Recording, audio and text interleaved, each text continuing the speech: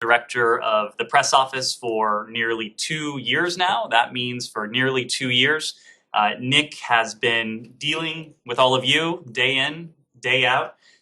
Beyond thanking him for his service, I think that may actually call for beatifying him for all that he has done. But in all seriousness, his service in this role is coming to an end tomorrow as he transitions to his next assignments in the Foreign Service.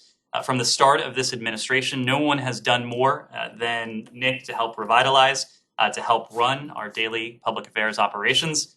He helps get me up to speed. He's continued to work with me every single day to make sure I stay on the right path. That in and of itself is no easy feat. And so just as we bid farewell to Nick and to thank Nick for everything that he has done, I want to welcome Jennifer McCune. Jennifer will assume the role of director of the press office starting on Monday. She joins us from CENTCOM, where she served as the foreign policy advisor to the commander.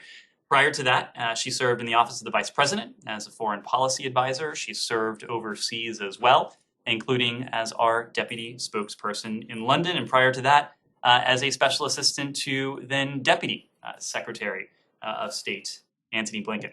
So she is no stranger to this building. She is no stranger to our operations. She is no stranger to many of you, and I know all of you will enjoy working with her and getting to know her. So again, thank you, Nick. Welcome, Jen. And with that, turn it over to Matt. Nothing else? Nothing else. Okay, well, I'm not quite sure about sainthood for Nick. But, I don't know, Matt. You were...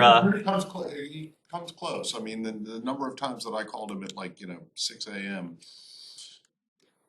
are frequent. But anyway, thank you, Nick, and welcome, Jennifer.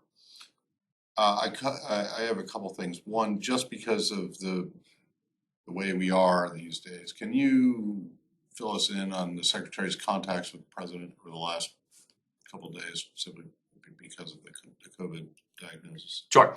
Let me say a couple things on that. First, the Secretary is tested regularly. He was tested again this morning. You all may have seen him this morning. Of course, the fact that he was here indicates that he tested negative. He feels just he feels just fine. He was last with the President on Tuesday.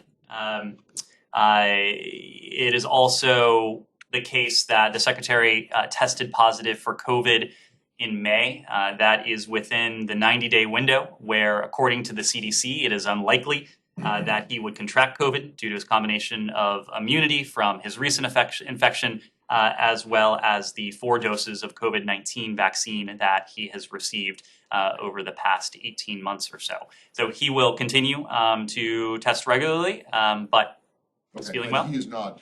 He wasn't in close proximity or was not in close contact with the President. You heard from the White House press secretary and no, I didn't. The White House press secretary. The White House announced that the White House medical unit is doing contact tracing, and that the White House medical unit will be in touch with any close contacts. As of earlier today, I'm not aware that he has been contacted by the White House medical unit. Secondly, and I'm sorry if this is a little bit flipped given all the serious nature, but given the fact that the Secretary does have a senior, if honorary, position with the Kennedy Center, I'm going to be very curious to know his explanation as to why it has taken so long for Gladys Knight to be recognized by them. So, I suspect, Matt. Please put that to him. I suspect, Matt, on this, the Secretary will agree with you.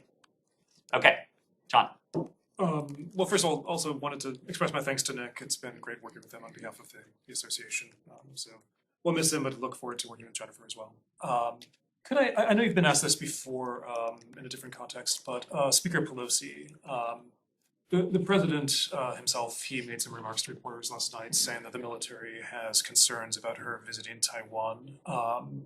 She was asked about it today, and of course said she didn't have anything to announce. But is that a concern that's shared by the State Department, by U.S. diplomacy, a potential visit to Taiwan by the Speaker?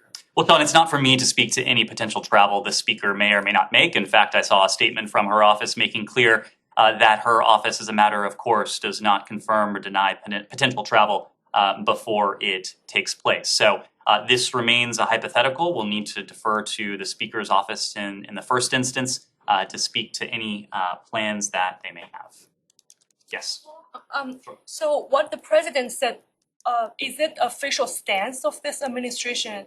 Would you advise Speaker Pelosi against her visit? I'm not going to be offering any advice from this podium, in part because any potential travel, remains a hypothetical. Whether it is this question or any other question, I have a practice of not entertaining hypotheticals. If and when the Speaker's office, or any other member for that matter, were to announce travel, we'd be in a position to speak to something then, but that day is not today. But you do have coordination with the with Pentagon and also with the Speaker's office. Well, we work closely with Congress across the full range of issues. We have policy discussions, we have logistical discussions, we do have discussions about how to best achieve our shared goals. The fact is that Congress is a separate and co-equal branch of government.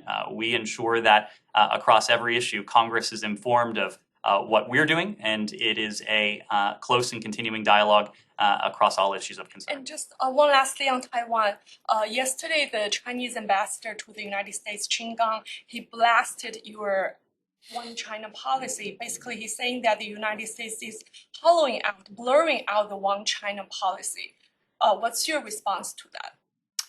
Our position is that our One China policy continues to be the policy we follow. We are guided, that One China policy, our One China policy, is guided by the Taiwan Relations Act, the 3 joint communiques, and the 6 assurances. Under the rubric of our One China policy, we are committed to maintaining cross-strait peace and stability. We don't have, as you know, diplomatic relations with Taiwan or support Taiwan independence, but we have a robust unofficial relationship as well as an abiding interest in maintaining peace and stability across the Taiwan Strait. Yes. Yeah, I wanted to get your response to the Ukrainian grain talks. The UN brokered a deal that Turkey says is going to be signed tomorrow. What's your take on the hopes? How hopeful are you that this will resolve the issue? What are you still looking out for, and what needs to be done to make sure that this is followed through? Well, we would welcome any such agreement. We applaud the hard work of the UN Secretary General. We applaud the diligent work of our Turkish allies. This is something that not only the United States has called for, in fact, Secretary Blinken called for it most recently in the context of the G20 ministerial in Bali earlier this month. It is something that for which we were joined by other members of the G20, other members of the international community. The fact is that to date, Russia has weaponized food during this conflict. They have destroyed agricultural facilities. They prevented millions of tons of Ukrainian grain from getting to those who need it. As I said, we welcome the announcement of this agreement in principle, but what we're focusing on now is holding Russia accountable for implementing this agreement and for enabling Ukrainian grain to get to world markets. It has been far too long that Russia has enacted this blockade. It is a reflection of Russia's wanton disregard for lives and livelihoods, not only in the region, but well beyond, that we even had to reach this point. So what we'll be looking forward to and holding Russia accountable to is the implementation and grain, most importantly, leaving Ukrainian ports. Can we follow up on that? Sure. To what extent was the United States involved in these discussions? Obviously, it was Turkey and Secretary General Guterres, but was the U.S. kept abreast of this? And how much detail do you have on this? Are you sure that's going to be a substantive agreement? How much level of detail does the United States have on it? Well, this is very early going. Of course, reports have just emerged, but I can say that throughout these discussions, we have supported the UN Secretary General. We have supported our Turkish allies. We have, of course, supported our Ukrainian partners in their efforts in this as well. We've been briefed by the UN at various stages. Our experts have compared notes and shared notes with their experts. The same goes with our Turkish allies and our Ukrainian partners. Again, we should never have been in this position in the first place. This was a deliberate decision on the part of the Russian Federation to weaponize food. What we have heard within the past couple of hours is a welcome development, but what will really matter is the implementation of this agreement. We, of course, will continue to work with our partners to hold Russia accountable for its implementation. Yes? There are reports that there's new pressure from Congress for Secretary Blinken to designate Russia a state sponsor of terrorism, and that if he doesn't, Congress is just going to do it themselves. Is the State Department thinking about designating Russia as a state sponsor of terrorism? And is it worried that if it does do that, that there will be drawbacks down the line if it gets to the point of negotiations? So let me make a couple broad points on this, some of which may well be self-evident. First, it goes without saying, but in all cases, we are obligated to follow the law. And when it comes to the state sponsor of terrorism statute, the criteria against which the secretary must make such a determination, those criteria are, because they're in statute, they are defined by Congress.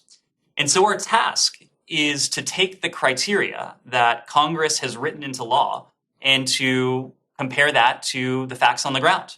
Whether it's the SST statute or any other authority available to us, that's what we've done throughout the course of this war. That's what we're doing as part of our fulfillment of our pledge, of the pledge that we've made with many of our closest allies and partners around the world to impose massive costs and massive consequences on Russia.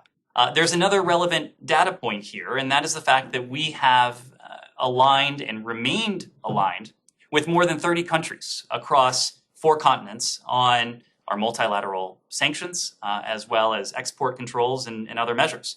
We have additionally curtailed international assistance and foreign aid. In short, the costs that we've imposed on Russia are in line with the consequences of an SST designation. More broadly, we have worked with partners to methodically eject Russia from the international economic order, to deny Moscow the privileges and benefits it once enjoyed. That includes its most favored nation trading status and its borrowing privileges from international financial institutions. We also restricted Russia's ability to access its frozen central bank funds to make debt payments. So all told, these unprecedented set of measures, they're having a drastic impact on Russia's economy and on Russia's financial system. You can look at any number of metrics. Russia's stock market has lost 1/3 of its value. Inflation is rising up to 20%. Russia's GDP is forecasted to decline by some 15%. Russia's imports of goods from around the world could fall by 40%. It was recently reported that due to the pressure of the US and our partners, Russia defaulted on its foreign currency and debt for the first time in quite a while. And just this month, or just within recent weeks, we announced additional actions together with our G7 partners to target Russia's military supply chains, to ban the import of Russian gold, which is Russia's second largest export behind energy, and to explore ways with a price cap to push down the revenue that President Putin is in a position to accrue from energy generation. So, as we always do, we will follow the law, we will examine the facts, and we will take the steps in accordance with the law and the facts to continue to hold Russia accountable. If we're gonna talk about this issue like every day, can I just ask, is the administration's position that Cuba still meets the legal requirements to be a state sponsor? So in every case, when the United States, over the years, over the course of administrations, Just yes or no? over the course of administrations, Do you believe that it still meets the criteria? the fact pattern that led a previous administration to designate Cuba as a state sponsor of terrorism is in the public record. It is in the public record. And an administration before that to remove it, right? That's right. So So- what is this Matt, administration? This gets back to the point that we are always examining the facts and applying them against the law. So are you that saying applies. there's a That review now? that applies equally to Ukraine as it does to Cuba, as it does to North Korea. Ukraine, I wasn't aware that Ukraine was. Excuse me, Russia. Thank you. Sorry, Okay. Russia. So are you saying that there's an active look at whether, at taking Cuba off the list? I'm not saying that, Matt, but our charge with all statutes, with all authorities, is to ensure that we're using those authorities appropriately, consistent with the facts and consistent with the law. Nazira. Do you have any update about U.S. relationship with the Taliban? Because Taliban would like to compromise with the United States. And number two, a lot of Afghan, your friends, the people who work with the United States, they would like to come to United States. The process is very slow. Any new idea to bring them or give them more facility to process get expedite? So Nazira, in terms of engagement with the Taliban, we spoke about this a few days ago, but late last month, our special representative for Afghanistan, Tom West, had an opportunity to lead a delegation accompanied by a senior Treasury Department official, a senior USAID official to Doha, which was at the time the first in-person engagement with a high-level Taliban representative since the Taliban's egregious decision on March 23rd to limit the ability of girls to attend secondary education. We made clear, as we do in all of our engagements with them, that the United States expects the Taliban to uphold the commitments they've made to the international community, but even more so, in some ways, the commitments that they have to the Afghan people. The decision we made clear our stark opposition to that decision that was announced on March 23rd, a decision that is inconsistent with the commitments that the Taliban has to the Afghan people. This is an area where our special envoy, Rina Amiri, has also been deeply engaged, working with our like-minded partners around the world to use the tools that are available to us, whether that is humanitarian assistance, whether that is tools at the UN to not only hold the Taliban accountable, but to support the people of Afghanistan and their humanitarian needs. And also there was another report, Jim Dobinson, former U.S. representative in Afghanistan and Pakistan, a week ago. Now he is member of Iran cooperation. He said that United States should compromise with the Taliban. Otherwise, there is no solution to Taliban to open even the school for women and bring the peace. Do you think that Iran cooperation experts idea is going to be useful? You guys listen to them? Nazira, I haven't seen that particular report, but what I can say more broadly is that there is no compromise when it comes to the basic commitments that the Taliban has put forward in private, that the Taliban has put forward in public, and even more importantly, that the Taliban has made to its own people. These are in some ways very simple commitments, respecting the basic rights of all of the people of Afghanistan. It's women, it's girls, it's minorities, it's religious minorities, respecting the right of free passage for those who seek to leave, upholding its counterterrorism commitments, including in the context of Al-Qaeda, including in the context of the ISIS branch in Afghanistan, forging a government that is representative of the Afghan people. And when it comes to our concerns, we are committed to the proposition that we cannot have a normal relationship with any entity that continues to hold an American citizen, in this case, Mark Frericks, hostage. Thank you. Thank you. Yes, sir. Thank you, Ned. A cargo plane which crashed in northern Greece last Sunday was carrying 11 tons of weapons, including landmine, to Bangladesh from Serbia. And Greece asking for explanation to Serbia. So what is your comment on that? And US is doing an investigation as 8 Ukrainian crews, all members have died. I'm not aware that we have any role in the investigation. If we do have a role, we can follow up with you. But on this question, I would need to defer to Greek and Serbian and Bangladeshi authorities. Yes.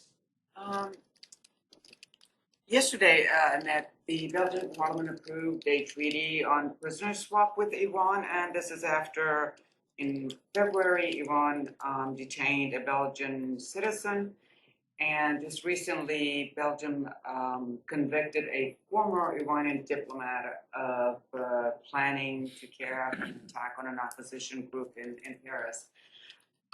Does the Biden administration think that this is a good course of action to bring back their detained citizens, especially when the other side for Iran would be a diplomat and has the tag of a terrorist? So Gita, I'll refer you to the government of Belgium to comment on developments within their own system, but let me make a couple broader points. Number one, Iran has a long history of unjust imprisonment of foreign nationals for use as political leverage. Iran continues to engage in a range of human rights abuses that includes large-scale, arbitrary, or unlawful detention of individuals, many of whom have faced torture and execution after unfair trials. These practices are outrageous. Iran continues to hold Americans. Iran continues to hold third country nationals unjustly, wrongfully. It remains a priority of this administration and will continue to be a priority of this administration to see to it that the Americans are released and that we will continue to work together with our partners to address Iran's heinous practice of wrongfully detaining third country nationals as well. Could this be a course of action for the United States as you are talking with Iran about those U.S. dual nationals in Iran alongside the JCPOA? Well, as I said, we and our allies are committed to doing everything we can to see to it that our respective nationals are reunited with their families. In too many cases, these individuals have been separated from their families for years. Put this way, we have twin imperatives. Again, first and foremost, it is seeing the release of our nationals. At the same time, we want to, and we are working to underscore, to reinforce the norm against this heinous practice. That's why Secretary Blinken has commended Canada for its leadership in obtaining international support for what's known as the Declaration Against Arbitrary Detention and State-to-State Relations. We've called on like-minded countries around the world to work together to pressure nations, including Iran in this case, that engage in detentions, such detentions, to put an end to this practice and to release those detained under such conditions. Two short questions on the JCPOA. The chief of the British intelligence agency today said at the Aspen Institute that he doesn't believe Khamenei has made a decision to cut a deal. Has that opinion been shared with the United States? And the British ambassador to Iran today has visited one of the provinces, the Chamber of Commerce with their own delegation, and in a tweet he says that plenty of great companies in Fars province with opportunities for quality UK products and services to boost UK-Iran trade, JCPOA or not. Does this mean that Britain might go its own way, given whatever the fate of the talks? So on your first question, Gita, it is no secret that the United States and our British partners have an extraordinarily close intelligence sharing relationship. It's not for me to speak to the contents of that relationship, but I also don't think you need a security clearance to discern the fact that Iran at this point doesn't seem to have made the political decision, or decisions, I should say, necessary to achieve a mutual return to compliance with the JCPOA. The fact is that a deal has been on the table for months now. We have continued to engage in indirect diplomacy with Iran, courtesy of the efforts of the European Union and other partners, but Iran, to this point at least, has not displayed an inclination to seek that deal. So certainly those comments ring true. On your second question, look, the UK is, and has always been, a member of the P5+1. The UK is also committed to the principle that President Biden has reiterated and underlined, namely that Iran must not be able to acquire a nuclear weapon. Our sanctions will remain in place unless and until there is a mutual return to compliance with the JCPOA. And I fully expect our allies around the world, including our close allies in the context of the P5+1, will continue to maintain strong pressure, economic, financial pressure on Iran unless and until Iran changes course. He's saying that we're gonna do business no matter what, deal or no deal. Well, again, I can't speak for these specific comments, but I can speak for our airtight cooperation with the UK in the context of the P5+1, in the context of our joint and shared efforts to achieve a mutual return to compliance with the JCPOA. So kind of on this same thing, I hesitate to ask you for any kind of analysis from the podium, but is there any concern that two of the G7 leaders who the president met with just a couple weeks ago gone now? And any concern that that will impact broader G7 cooperation or broader G7 policy directed at Russia, Ukraine, China? I think the only small bit that I will wade into this is to say that both of these cases were predicated upon unique circumstances, and I'm not going to go beyond that except to say that our alliance with the UK, our alliance with Italy, again, is predicated not on personalities, not on political parties, but on decades of shared interests, shared values. We won't comment on government formation or domestic politics within either context, but I am confident that when new leadership potentially emerges in both countries, that they will continue to be stalwart partners in the context of the G7, in the context of our shared and collective challenges around the globe. But surely your people in Rome and in London are, checking out the possibilities for, and is there any concern that that new leadership might be less inclined to support what has been the G7 Western position?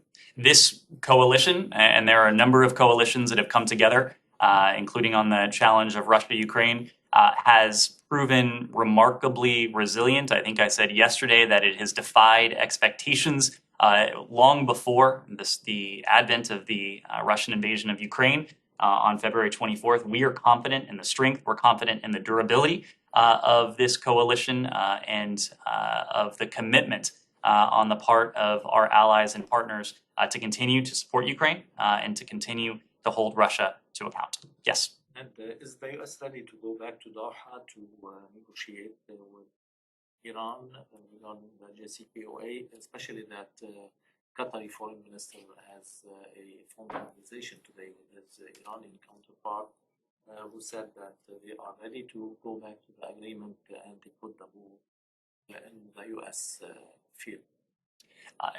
The short summary of the Iranian statement to us, unfortunately, sounds like more of the same. Rather than put this in the context of going back to Doha, let me say that the United States and our partners within the P5+1 are committed to the course of a mutual return to compliance with the JCPOA, but the key adjective there is mutual. To date, we have not seen any indication that Iran is ready or willing at this stage to return to the JCPOA. As I said before, a deal has been on the table for months now.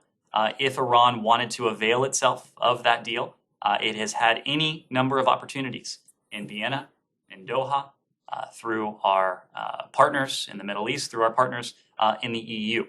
Iran, again to date, has chosen not to do so. But are you ready to go back to Doha for a new set of talks? We are fully prepared to return to mutual compliance with the JCPOA. I think it is probably more appropriate to focus on our overarching goal rather than the tactic to get there. We continue to believe that diplomacy is the most durable approach to contain Iran's nuclear program. We continue to believe that within that diplomatic rubric, mutual return to compliance with the JCPOA is the most effective, is the most feasible option that has been within reach for quite some time now to reapply those stringent limits on Iran's nuclear program, to reimpose the most stringent verification and monitoring regime ever peacefully negotiated, and in the case of Iran, to see to it that appropriate sanctions relief is applied if Iran once again curtails its nuclear activity. Two more things. One, U.S. lawmakers sent a letter to Secretary Blinken noting their concerns about Israel's designation of 6 Palestinians NGOs as terrorist groups. Do you have anything on this? You know that we don't comment on congressional correspondence. I'm familiar with it, but let me just say we've made clear to our Israeli government and Palestinian Authority counterparts that independent civil society organizations in the West Bank and in Israel must be able to continue their important work. We value the monitoring of human rights violations and abuses that these independent NGOs undertake in this region and around the world. And we strongly believe that respect for human rights and fundamental freedoms and a strong civil society are critically important to responsible, responsive, and democratic governance around the world. And I made this point yesterday, but I'll make it again. We have designated the PFLP as a foreign terrorist organization for more than 20 years now, going on 30 years. It's an SGGT as well. It remains designated today. When it comes to these 6 NGOs, we've not designated any of them, but neither have we funded these groups. And one more on Iraq. The Iraqi authorities have asked Turkey to withdraw from Iraq territories, and they will ask the Security Council to do so. Will you support Iraq in this demand? This is a question for the government of Iraq. For our part, you heard this from us yesterday. We reaffirm our position in support of Iraqi sovereignty, in support of Iraq's territorial integrity, but would need to refer to our partners in Iraq on that question. Yes. I just wanted to ask both questions on behalf of a couple of colleagues who aren't here. One is apparently Secretary Blinken met this morning with AfghaniVac. It's a nonprofit that's trying to bring interpreters out of Afghanistan. Wondering if there's anything you could say about it. Did you make any additional commitments, any assurances on speeding up processing or relocation? Sure. You have heard us say for the better part of a year now that the United States has an enduring commitment not only to the people of Afghanistan, but of course to American citizens, to lawful permanent residents, some 1,300 of whom we have helped transport out of Afghanistan over the course of the past year, but also to Afghans to whom we have a special commitment. And today, as part of a regular engagement, the Secretary met with representatives of a self-organized coalition of more than 180 organizations, including veterans, frontline civilians, social workers, attorneys, nonprofits, congressional staff, and private sector employees, all of whom we have worked with to support relocation and resettlement of our Afghan allies and partners over the better part of a year now. The meeting was part of the department's ongoing collaboration with this coalition and a recognition of the commitment that we have as a country made to supporting our new Afghan neighbors. The Secretary, during the course of this meeting today, he's now met with this coalition multiple times, but today he listened to stories of Afghans beginning their new lives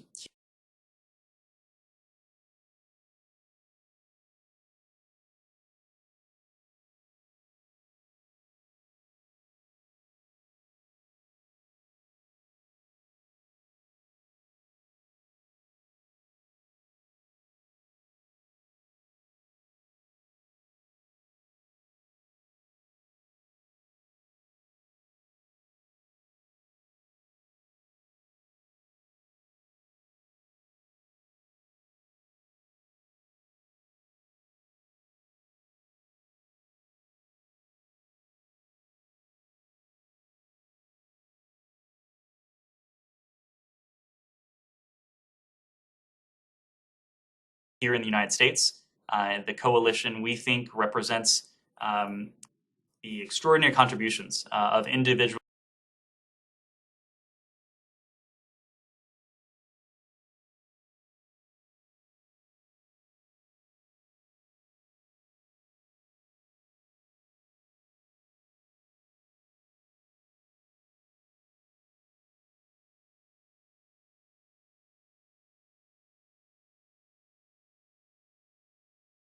and communities across the country that are helping to make good on that commitment that we have to our Afghan allies, including by welcoming tens of thousands of them into our community. Yes, go ahead. Okay, just something completely unrelated. On behalf of a colleague, apparently there's a State Department employee who was killed yesterday in a bicycle near the building. Is there anything you could offer on that? I can confirm that a Foreign Service Officer, Sean O'Donnell, was killed yesterday. We extend our deepest condolences to her family, to her loved ones.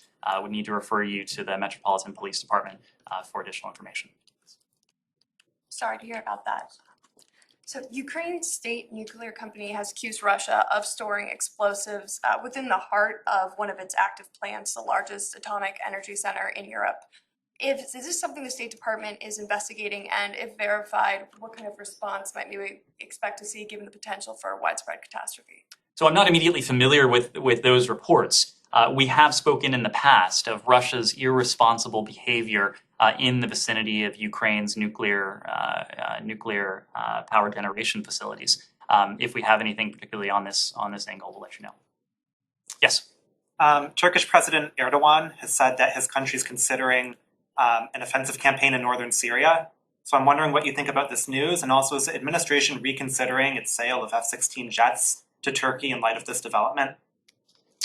So we spoke yesterday regarding the importance and the concern that we've expressed regarding the stated plans for an incursion in northeastern Syria by Turkish forces. It is important to us that existing ceasefire lines be preserved. Any new operation, any new Turkish offensive in the region would have the potential to set back some of the tremendous progress that the coalition has made in the face of Daesh's so-called caliphate in recent years. It would have the potential to be detrimental in the context of the ongoing political process pursuant to UN Security Council Resolution 2254. We have expressed this concern publicly, as we did again yesterday and today. We've expressed it privately with our Turkish allies as well. When it comes to F-16s, we made the point, and you heard this from the president in the aftermath of his bilateral meeting with President Erdogan of Turkey on the sidelines of the NATO summit earlier in June. We strongly value our partnership with Turkey. Turkey is an important NATO ally. We and Turkey have long-standing and deep bilateral defense ties, and Turkey's continued NATO interoperability remains a priority for us. As a matter of policy, we don't publicly comment or confirm proposed defense transfers until they've been formally notified to Congress. But what I can say is that we continue to engage Congress on this question. Yes. Just a clarification, Ned, I have heard you say many times that you used the term ceasefire lines. Could you just remind us where those lines fall and when was that ceasefire between whom and whom? Because I have been following the case and I don't remember that Turkey has signed or anything with Bvydena in that sense. So our position has long been that we support the maintenance of current ceasefire lines. We condemn any escalation. Of course, I don't have a map in front of me, but we also expect Turkey to live up to the joint statement that it signed on October 17th, 2019, including as part of that joint statement to halt operations in northeast Syria. We've consistently said that we recognize Turkey's legitimate security concerns. No other NATO ally has faced as many terrorist attacks as our Turkish allies, but any new offensive would run the risk of further undermining stability, would it put U.S. forces and the coalition's campaign against ISIS potentially at risk. So you say there's a ceasefire line that is like, even if you don't have a map in front of you, there is a line where Turkey and United States or whoever agreed that it will not. That's one. Second thing, you were talking about a joint statement in 2019. That joint statement was about Turkey's ending its operation in the current, like the Peace Spring operation. It doesn't give any commitment that it will not launch another operation in another part of northern Syria. So can you just clarify these points for us? You over and over mentioned that joint statement. Does it say specifically that Turkey is not going to launch any other operation in northern Syria? As part of that joint statement from October of 2019, it is our contention that Turkey needs to halt offensive operations in northeast Syria. That is a point that successive administrations now have made, this administration and the last administration. But more broadly, we continue to support the maintenance of these current ceasefire lines. Again, any offensive would put at risk some of the tremendous gains that we've achieved together in recent years. Is there a line, like really, between the United States and Turkey, a line that really physically that you are not going to go from here to there? I'm just trying to ask, ceasefire line, what do you mean by that? Existing current ceasefire lines. Yes. There's a report coming out saying that 60 U.S. officials were sent to quarantine in China against their will. Can you confirm that? I am not immediately familiar with that, but we'll get back to you. Yes. Just one more on Lavrov. He's addressing the Arab League on Sunday. I know, as we saw in the G20 and in other places, the United States has been looking to isolate Russia. Is there any concern that he's going to address the Arab League? Has there been any discussion with the Arab League about his appearance? As I said before, we are less concerned with whom Foreign Minister Lavrov and his colleagues are communicating, and more focused on the messages that they're hearing. And when it comes to the G20 in Bali, and you alluded to this, the message that Foreign Minister Lavrov heard was loud and clear. It was one in condemnation of Russia's illegal, unprovoked, unjustified, brutal war against Ukraine. It was a message that was largely in support of our Ukrainian partners. It was a message that was nearly unanimous in its condemnation of what Russia has done when it comes to global food security. We understand that countries around the world have individual, unique relations with Russia, but there are basic principles at play that apply equally in the Middle East as they do to Europe, as they do in the Indo-Pacific and everywhere else. Those are the central tenets of the rules-based international system. The idea that might in the 21st century can't make right, the idea that a large country shouldn't be in a position to bully a small country, the idea that no other country should be able to dictate the foreign policy orientation or the foreign policy choices of any other country. Those are principles that we seek to preserve and to promote, again, when it comes to the Middle East, in Europe, the Indo-Pacific, and everywhere else. Yes? The UK's intelligence chief said today that they predict Russia's military is about to hit a wall, run out of steam, was the exact phrase, giving Ukraine a chance to strike back. Does the US share this assessment? What we are doing is putting Ukraine in the best position to defend its territory against this naked aggression. That is what we have done well before the start of Russia's invasion. After all, the first drawdown for Ukraine was nearly a year ago. It was, as I recall, Labor Day of last year. There was another $200 million drawdown in December of last year.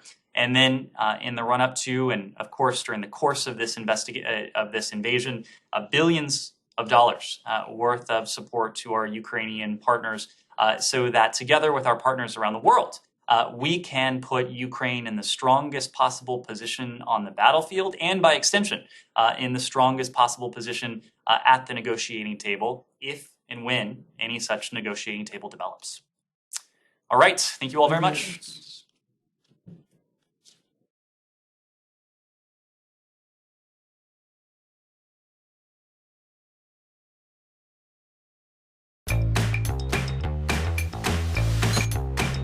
Sure feels good when you get it right. And with Philips Sonicare technology, it's easy to always get brushing right. Philips. Hello, America. So by now you heard that AOC, among others, were arrested last night. She truly is an American hero. It was brutal, taken out in cuffs. Well, technically, her shirt had cuffs. Maybe French cuffs, as she did surrender without fighting. But if her pants had cuffs, she would have pretended to be in leg irons too. But real handcuffs, not so much. But that didn't stop her from pretending. And I hate it when people do this to me. When I ask people to put on handcuffs and they say, I'll just pretend I have them on, I'd be like, sure, and I'll pretend to pay you after.